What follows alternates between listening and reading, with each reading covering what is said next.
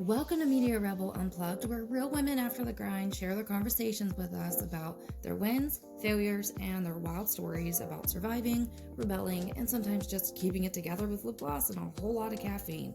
I'm Janice Becker, founder and CEO of Media Rebel, single mom, digital expert, entrepreneur, and all-around rebel.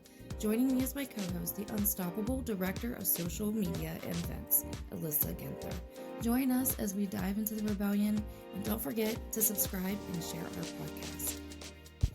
Welcome back to Media Rebel Unplugged. I am your host, Janice Becker, with my co-host, Alyssa Ginther, and we are joined today with a very special guest, Cecily Taylor, the marketing manager for Arrowhead Talent Solutions, located in Canton, Ohio. Thanks for joining us, Cecily. Thanks for having me. I'm so excited. I know, we're excited. I feel like more than ever, recruiting is such a popular topic. And your role is unique because you do marketing and you do recruiting. But why don't you tell everybody, how did you actually get involved and join Arrowhead? Yeah. So I came on Arrowhead as an intern. I started out as a social media intern. Time I was in college, and it was just Clark. Clark Harvey is the owner of Arrowhead Talent Solutions. He needed some help with social media. We had family friends that were friends with me and then the Harveys, so they hooked me up with an internship. And I kind of thought it was just going to be a little college internship, and I actually was applying for other jobs upon graduation, and Clark was like, wait, I thought you were going to stay here. So but he offered for me to come on full time after graduation, and then my role transformed into marketing manager. So for about, I'd say, close to the first year or so, I was only doing marketing. So not only marketing Arrowhead itself, but marketing the jobs that we were trying to recruit for.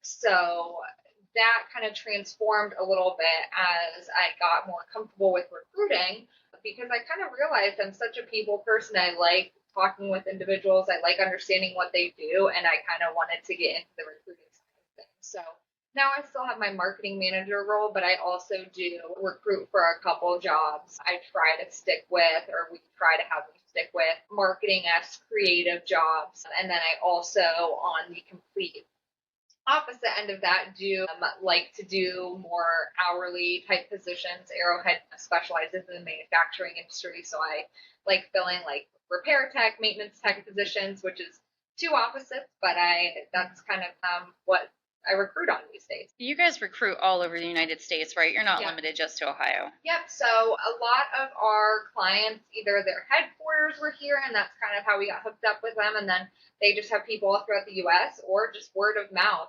Do you guys do temporary and permanent, or just permanent roles? We only do permanent. We feel positioning ourselves to be more in the salary level positions is kind of where we fit best. Yeah, that makes sense. It's better to have, I think, a specialization than spreading yourself a little too thin. You have bigger corporations that do the temp to permanent roles or temporary only roles. Right. But I think that's great that you do that. Clark and I worked on when I came on was trying to figure out our niche, because we were like, we can't specialize in everything, because while that brings in clients, sometimes it also deters people, because they're like, well, they don't even specialize in anything. You can't know everything about every industry. Right. And so then we really started to look at the positions we recruited for, and it was a lot of manufacturing. And so then that's when we tried to position ourselves. I mean, if it's a great client and they fit within our values and everything aligns and they aren't necessarily manufacturing, we're happy to have that conversation, and those sometimes end up being really great clients. Do you feel like your applicants are more male? One of the big things that we always talk about here is, there's these very big male-dominated fields, but women are really starting to kind of get in there and dominate more. And I know women in manufacturing is a big thing. I mean, it's a big organization to be a part of. It really depends. I've definitely seen an uptick, I feel like.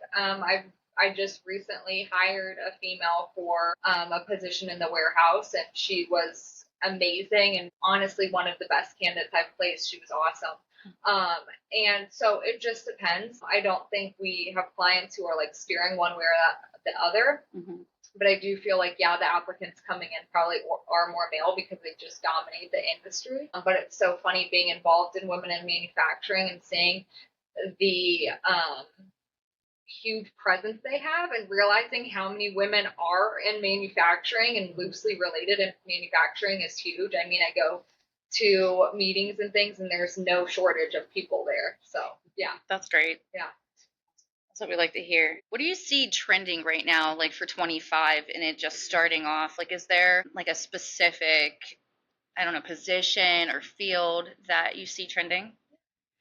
I wouldn't say a specific position. I mean, engineers is just always going to be the answer. I feel like everyone always needs engineers. That always seems to be a job in demand. Yeah. But I think just the manufacturing industry in general is a busy place to be in right now. I've talked to so many other people in recruiting, and their January was just as busy as ours. It was a big push in that first month of the year. So I think it's just the trend is literally manufacturing right now. And so being in that, it's keeping us busy for sure. What advice would you give an applicant that is applying and trying to keep themselves, like at the top of your recruiting? Well, people sometimes think it's a myth that recruiters just look at a resume for like 30 seconds and are like, all right, pass.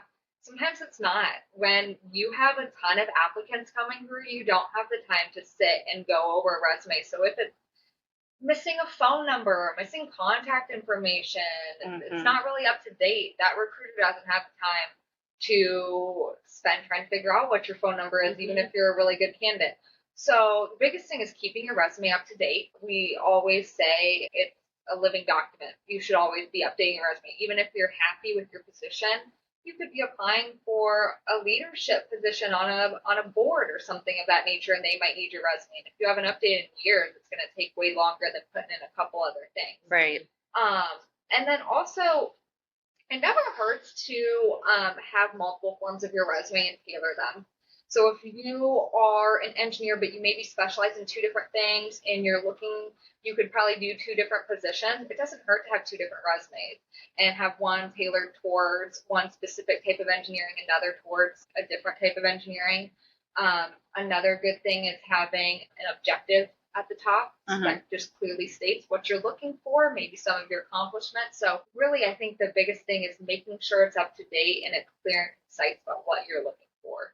What do you think about photos? Because I keep hearing people go back and forth on if you should or should not have a picture because they say it could create a bias if there's a photo of you. Other people say it's great to actually put a face to the candidate and kind of humanize that resume as well. So what are you seeing or hearing? Yeah, I don't see a lot of photos come through on resumes. I will say on the recruiter end, it's almost like we're doing the introduction for them since we have a phone call with them before we submit them to the hiring manager. Yeah. So we're already kind of giving their personality, telling them who they are. So the picture is maybe a caveat at that point. If you're applying directly to the job, that could definitely be a booster to your resume, showing them who you are. The only issue with it sometimes is it takes up space and then you aren't able to put maybe more relevant experience that you could be putting on there. And now the photo's taking up space. And, we say try and keep your resume to a page or two. And if you can't do that with the photo, then I say nix the photo and add that experience in. That makes sense. I think it depends on the recruiter with the photo. And I've recruited for like graphic design positions or more marketing creative positions. And I think it totally depends on the position because somebody's hiring a graphic designer and they have a great resume and their photos on there and it shows their personality. Somebody who's hiring a graphic designer is going to want to see it. Yeah, they're that's going to want to see their personality. So it also depends on the position, I feel like, as well. And I think folding into that, having multiple different resumes, that's actually very smart though, because like you said, you could have that really creative one where you're going for creative positions, and you can have the more white collared, very professional and tailored one for other positions. Yeah. So I think that's really smart. On our last podcast episode, we talked about appearance in the workplace and how tattoos have really evolved and piercings, wild hair colors, and before that had this connotation behind it that it wasn't professional. Are you hearing anything on your end from people that are like, we're looking for somebody more clean cut, or is that not even mentioned anymore? Not necessarily. I don't feel like I've gotten that comment. I've definitely, for different positions, you know, we want somebody who's professional. Well, everyone has a different connotation of what professional is. Yeah. And at Arrowhead, we're very big on the fact that, like, we're not going to try to change a person to make it fit at a different company. So if this person's coming to us and they're not going to be the person who's going to wear a suit every day and they aren't that kind of person, Yeah. we're not going to try and change their personality to go to the interview. We tell them, hey, you need to dress up, you need to wear, you know, business professional to this interview. And then that's for them to figure out when they go to that interview, and the hiring manager, you know. And again, that's not for us to be like, you're probably cover up your tattoo, or probably I don't know what to do with your hair, or something like that. Yeah. So we never want to coach a candidate on how to present themselves, because it's going to come out eventually when they get there, and we don't want to be those people who were like, we didn't know that. Yeah, we sent you this guy, and then this one showed up. Right, because there's actually a lot of recruiting agencies that will redo a candidate's resume before they send them over, and we won't do that. Because okay. we don't want to be changing a resume, making somebody look better to fit in there. This is who they are. We're sending them over. We thought they were a good fit, and then now the decision is for you. Now it's in your hands. Right. Yep. We're washing our hands of it. Yep. Yeah. So I know we've talked before about your recruiting and how it first started, and there's always mistakes along the way that we make as we're learning. Yeah. And I think that would be great for the audience to hear one of your biggest, what you would call like a mistake, but it was a learning for you. Yeah. Well, we still talk about it at the office to this day. So this is going to be good. Exactly which one to share. So anyone who's familiar with LinkedIn Recruiter, you send in mails and they're sent out in bulk. So you type your message and you put hello, and then it inserts and it'll put everyone's name in when it sends them out. Well, I just put name placeholders, and I forgot to take the name placeholder out and put in the insert first name. So I in-mailed everyone with a random name, and people were replying, I don't think this message was meant for me, or that would maybe be a good position for her. I don't know who that is. No. And so that taught me to check my work twice, because I was just like, ooh, send them out, because you can send bulk in-mails and we'll just send them out. Yeah. And so we still talk about that, because I will never forget, I texted in our work group chat and said, is there any way to recall an in-mail? And they were like, no, once it's sent, it's out there. And I was like, okay, well, I'm going to have a mental breakdown really quick, and I'll get back to you guys. So, yeah, that was my biggest fail, and taught me to check my work twice, but we're human. So, and you know what? Yeah. Some people completely disregarded the wrong name and said, yeah, I'm interested. So, Yeah, I feel like that's what I would have done. I'd just been like, yeah, sure, this sounds great. They were like, that matches what I'm looking for, so I don't care that she called me a different name. So, yeah. It happens. Yeah. Answer to anything. This sounds great. Right. How are you guys using social media to recruit? Yeah, it really depends. So obviously being in the manufacturing industry and depending on the position, some of those people really aren't on social media. They're not looking for positions on social media. They're not, getting on LinkedIn. Some of those people are blue collar people, and that's just not how they search for positions. One thing that has changed since I came on is Facebook actually used to have a job board, and they don't anymore. And that was actually a really good one for those blue collar workers who are getting on Facebook and seeing those positions. So that's been one thing that's changed. We do try and still promote our jobs on Instagram or Facebook and put a link to the position. It truly depends on the position. LinkedIn is another good one, linking the job. We've also, from time to time, reached out to local colleges who have the degree. If the person, the hiring manager, is willing to hire an entry-level candidate, we will reach out to the professors and say, hey, is this a good fit for any students that you might know? So it's really, you have to base it off of the job itself. There's no streamlined, we can market every job the exact same way, because they're so different.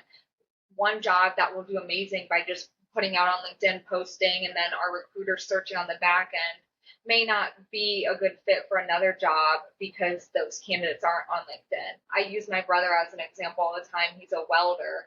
I literally just helped him set up LinkedIn like two or 3 weeks ago, and he still is like confused on how to work it. And I was trying to explain to him, like, if you're looking for a new position, you don't have a LinkedIn. Nobody who's a recruiter trying to find a welder can find you. Or if you don't have your resume on Indeed, anyone who's looking through Indeed database, they can't find you. Yeah. So how are they supposed to find you? So I think also building that awareness, and letting people know you don't have to go and be posting every day on LinkedIn stuff, but at least setting up your profile if you're open to work and putting the position you want to look for is big. You know, I've seen a lot lately on my feed for LinkedIn of people that are against saying that you're open to work around your profile photo like you can do. Yeah. And I really can see kind of both sides of it. They're like, you know, you don't want to look like you're desperate, but at the same time, it does signal to recruiters pretty easily that that person is open to hearing from you. So what do you think? Should they do that or not? So there is a feature, if you have LinkedIn Recruiter and you're a recruiter yourself, people can either put the open to work for everyone to see, or they can put open to work and only people with LinkedIn Recruiter will see it. Okay. Okay. So a lot of people will do that, which is great. However, LinkedIn Recruiter is an expensive platform to use. It is an investment for a company. Yeah. So if a company's HR is not invested in that, and then they're only looking for applicants who have the public open to work, Gotcha. there's so many people then who aren't being caught by that because they are only open to work on the recruiter end.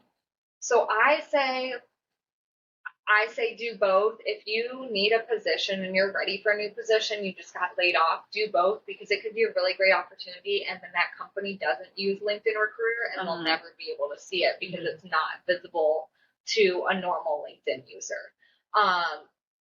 However, the open to work that's only visible for recruiters is great for somebody who's possibly looking, doesn't want to let their job know that they're maybe looking for a new position. So that is a great feature. I say put both if you really are on the job hunt and you're looking for a new position. I don't think it's desperate. I think that's great job advice to have. And I also think it's very insightful to say that you don't have to be a professional to have a LinkedIn page. It's relevant for anybody in any position to have. And I think a lot of people don't realize the value in that. And I, too, had used Facebook's job board. So, oh my goodness, I think 13 years ago is when I worked as a recruitment manager, similar to your role. And we had a lot of manufacturing, and truck driver jobs were always like easy to find the blue collar people on Facebook. And I think, again, that goes to they're just not aware of LinkedIn being available to them or just the general public or the awareness factor. And if you think of LinkedIn too, with the way they market themselves is like this very professional platform. For sure. And that was one thing when I was showing my brother how to use it, and I was like, look, you just go on the jobs, put in what you want, your location. Oh, like he did not realize it was that simple to go search for a job in there, because there is that connotation. It's like business. That's all that's on there. LinkedIn is still terrifying to me. And I use it on a daily.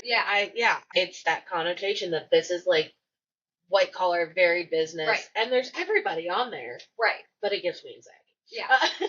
And it's true. It is marketed that way. But if you search welder, if you search HVAC technician, those jobs are on there. Yes. So it is interesting, and I think that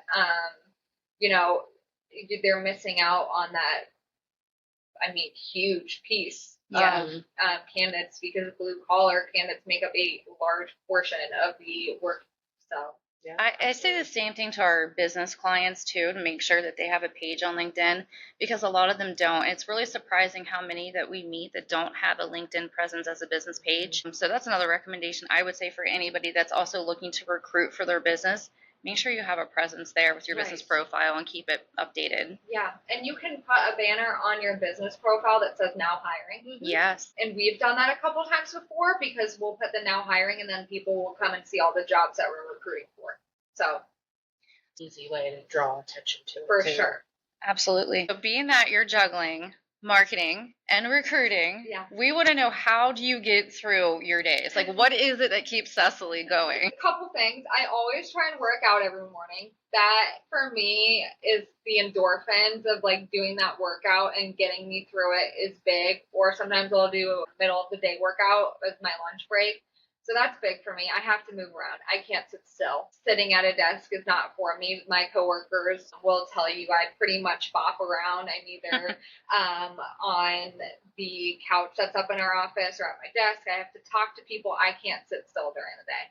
So then that's where my walking desk came into play. I love my walking desk. So I was like, oh my gosh, this is all over TikTok. Maybe I get on the trend, and I'm so happy I did. That is like my biggest thing. I can stay moving and I can focus in, and it's not super distracting. So I have to break up my day, and that's how recruiting kind of helped me a little bit because, I'm sure you guys know when you sit at a computer and have to brainstorm ideas for marketing all day, and it's a lot. So when I can take 2 hours to do that and then schedule a bunch of phone interviews, and then I just spend 2 to 3 hours talking to people, and that's kind of a mindless task because you just start having conversation. Yeah. So it's really keeping movement throughout my day and then breaking it up into my different positions, because if I just schedule to do marketing all one day, I'll lose my mind. Yeah. I have to time block my stuff out and break it up. So I'll be like, okay, we're gonna do Facebook for this time, and then we're gonna work on the calendar a little bit, and then we'll work on creative, and because otherwise I'll sit there and I'll go cross-eyed. Yeah. And I think having a hybrid schedule too, because I go into office 2 days a week, I think that also helps. Yeah.